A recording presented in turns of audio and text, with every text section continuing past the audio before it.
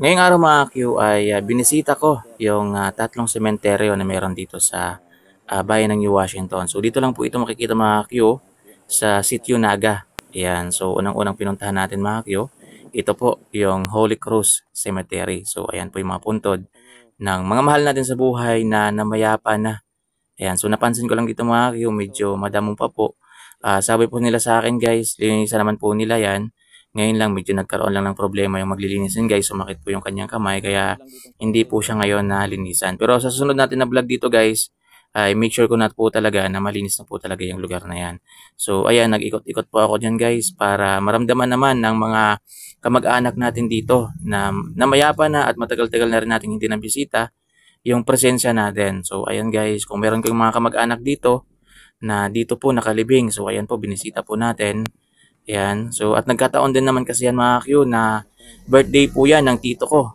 Ayan, si Tito Pilby. So, pinuntahan ko na rin siya. So, mamaya makikita po ninyo yung puntod niya. Doon po kasi sa kabila. So, yung mga nakalibing dito guys, baka meron kayong mga kamag-anak na nandito po nakalibing. So, ayan po yung kanilang mga puntod. Ayan, dito po yan sa Holy Cross Cemetery. So, medyo madamo nga guys. Siguro ano lang, medyo hindi lang po siya na-maintain sa mga oras na yun nung nagpunta tayo. Pero nang nagpunta ako dyan guys, naglilinis po sila. Yan, yung mga damo dun sa harap ay ginagrass cutter na po nila. So hanggang dyan, nakaabot po tayo. So kita nyo naman guys, medyo mataas na po talaga yung damo. So ayan, hanggang pagkatapos dyan guys, ay lumipat naman po ako dito sa kabila. Ayan, sa Holy Rosary naman. Ayan o, ayan, Holy Cross na sementeryo naman. So magkatabi lang po yan sila dyan guys ng Roman Catholic. Yan, so yan muna yung binisita natin, pinuntahan natin yung mga puntod na nandyan. At malinis naman guys yung ano dito, yung mga puntod dito, yan, no, na ano naman po siya, na maintain naman. Siguro may mga nagbibisita naman sa kanila at nililinis naman yung kanilang mga puntod. At yung iba guys, medyo maayos naman tingnan kasi may ano, may sarili ng, yan, medyo may bahay-bahay na rin. So kahit umulan, o kung ano pa man, walang problema. So safe yung kanilang mga puntod. So ayan po, sana po nahagi po ng camera ng cellphone natin yung mga kamag-anak ninyo na nandito po nakalibing sa sementeryo. So ayan guys, nag-ikot-ikot tayo dyan hanggang umabot tayo dun sa dulo. Ayan. Pero napansin nyo kasi medyo ano na, medyo masikip na, wala na akong halos daanan. Hindi ko lang sure ha. Yun, so tiningnan ko lang kung meron pa akong madadaanan at medyo wala na rin nung tiningnan ko. Ayan no. Ayan, kamustahin nyo po sila guys. Ayan, sa mga kamag-anak ninyo na nandito po nakalibing at matagal-tagal nyo nang hindi nakikita. Ayan, hindi nabibisita. Ayan, so, ayan, bumalik na ako dyan mga Q. Then after nyan, lumipat ako dun sa, ano, sa Roman Catholic Cemetery. So, yun. Kamusta na lang po sa mga kamag-anak natin na nandito po nakalibing. Ayan, so, i-guide nyo na lang po yung mga naiwan nyo dito sa lupa na maging maayos at maging safe sa araw-araw. So, ayan guys, lumipat po ako dyan sa Roman Catholic. Kita nyo guys, magkatabi lang naman sila. Ayun sa kabila yung Holy Rosary Cemetery. Yan, yun yung Holy Cross Cemetery. Tapos ito naman, Roman Catholic. Ayan, so dito sa Roman Catholic na to guys, dito po nakalibing yung lola ko, yung mga auntie ko. Yung ibang auntie ko, si Auntie Mirna, yan, si Uncle Noli. So dito po sila nakalibing sa Roman Catholic Cemetery. So tapos guys, kung medyo matagal ka nang hindi nakapagbisita dyan at hindi mo na alam yung puntod ng kamag-anak mo, meron dyang yung tinatawag nilang common. So pwede ka daw magsindi ng kandila, then magdasal ka. Yan, pagdasalan mo yung mga mahal mo sa buhay na namayapan na. Kasi yung iba guys dyan, halos hindi na nila halos nakikita yung puntod ng kanilang mga kamag-anak. Kasi nga yung iba natatabunan na rin ng mga damo. Ayan o, hanggang dyan guys, nakarating po tayo. Ayan, so tingnan nyo na lang po.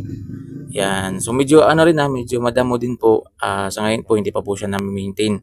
Ayan, pero sana ano po siya, malinis. At sana mabisita po ng iba ring may kamag-anak dito guys, sa mga puntod ng mga kamag-anak ninyo para kito paano malinisan din ng kaunti. No, kasi yung ibang mga damo guys, umaakyat na po talaga sa puntod ng mga yumao nating kamag-anak. So hanggang dyan nakarating po ako. At medyo ano na dun guys, medyo madamo na masyado. So pumunta na lang ako dyan guys sa Kumon na tinatawag. At nag-pray po ako ng saglit lang para dun sa mga kamag-anak natin, yan, na nandito po, nakalibing sa Roman Catholic Cemetery. So, dyan po yung common guys. Yung common kasi guys, kung halimbawa hindi nyo alam kung saan nakalibing yung mga kamag-anak ninyo. So, dyan kayo magtitirik ng kandila, dyan kayo magdadasal, yan, para pagdasalan yung mga namayapa ninyong mga kamag-anak. Then after nyan mga kayo ay lumipat tayo dito sa New Washington Cemetery. Ayan, yun yung bago mga Q. Ayan, yun po yung bago ditong sementeryo. Ayan, kita nyo naman guys, napakaganda po. Organized po siya, di ba? Nasa gilid lang po talaga yung mga paglilibingan. Ayan, no, compartment po yan mga Q. Yan, no? Yan, so nasa gilid lang. Tapos yan guys, yung tinatayo na yan sa gitna, chapel po yan. So maglalagay po sila ng chapel po dyan sa cemetery na yan. So pagka alam mo guys, under pa rin po ito ng New Washington government. Ayan, so napakaganda po dahil organized po siya. Yan, no? At public naman po ito guys, public po siya. At dito nga nakalibing yung tito ko, si Uncle Pilby. Yan yung asawa ng pinsan ko, si Nong Richard. So dito rin sila nakalibing sa New Washington Cemetery. So umakyat tayo sa taas guys para makita rin natin yung mga dun sa taas. So ayan yung view kapag nandito ka sa taas. Ayan, no, napakaganda po. Ayan, so kamustahin po natin yung mga kamag-anak natin na matagal-tagal na natin hindi nakikita. Yan, patuloy po yung pagpaganda ng sementeryo na yan guys. So ayan po yung puntod ng aking tito. Ayan, asawa ng kapatid ng mama ko. Yan, si Tito Pelby. Yan, so binisita ko siya at nagkataon din na birthday niya nung araw na yan. So happy birthday call. Ayan, so gabayan mo na lang yung mga naiwan mo dito sa lupa, yung asawa mo, si Delia, yung mga anak mo po, yan yung mga apo. Ayan, at syempre kami ng mga pamangkin mo. So ayan guys, then hanggang dyan lang po yung vlog natin. At bumaba na rin ako pagkatapos niyan.